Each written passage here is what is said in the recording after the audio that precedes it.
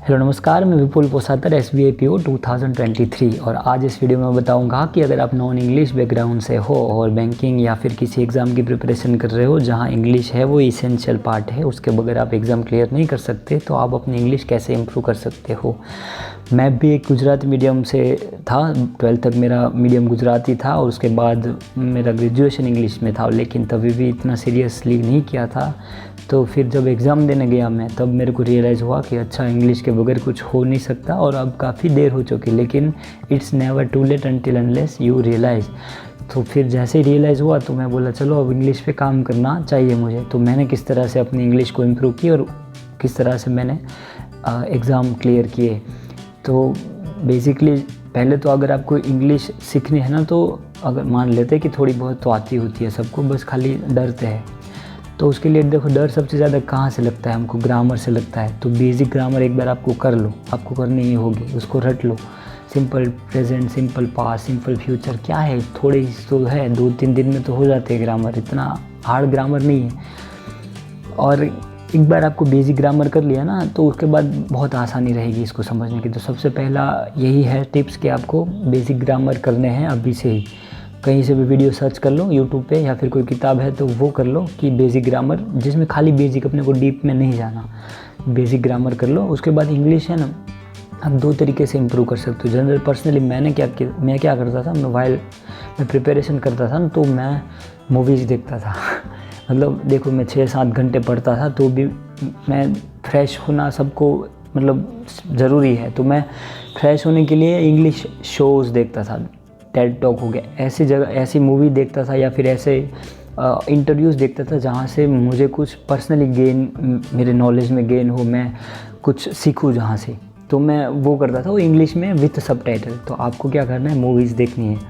आप बोलोगे आए, ये तो मुझे आ गया, लेकिन हाँ सही बात है, आपको अच्छी मूवीज़ है, जैसे परस्यूट ऑफ हैप्पीनेस हो गई, द थियरी ऑफ एवरीथिंग हो गई, ऐसी बहुत सारी मूवीज़ है। मैं द ग्रीन माइल है मेरी, ऐसी कितनी मूवी है पर्सनल फेवरेट, तो वो मैं आपको सजेस्ट करूँगा। तो आप मूवीज़ देखो विथ इंग्लिश सबटाइटल, है ना, इंग्लिश में देखनी, हिंदी में नहीं देखनी, क्योंकि लिसनिंग से ना बहुत ज़्यादा फ़र्क पड़ता है।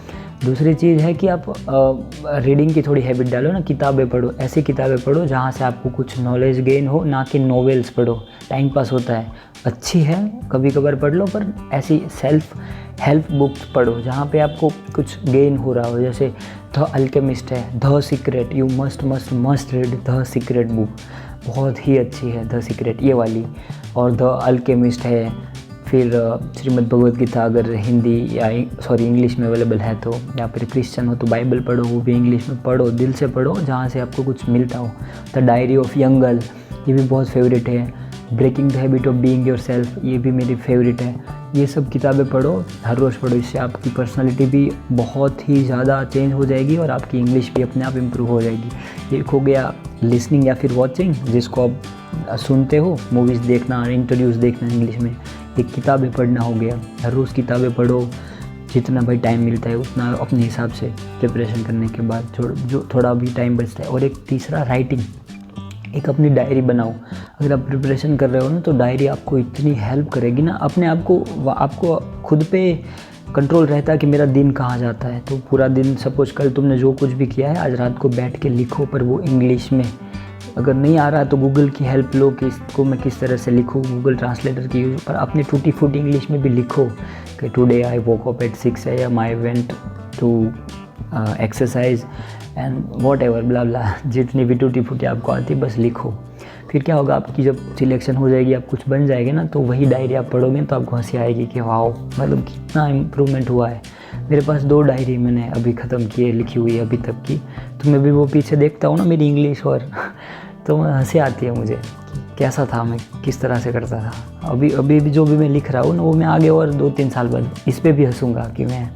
तो यही है, खुद पे एक आपकी लाइफ का एक नोट रहेगी, बनी रहेगी, और साथ ही साथ आप इंग्लिश लिखोगे तो उसमें भी हेल्प मिलेगी आपको, है ना।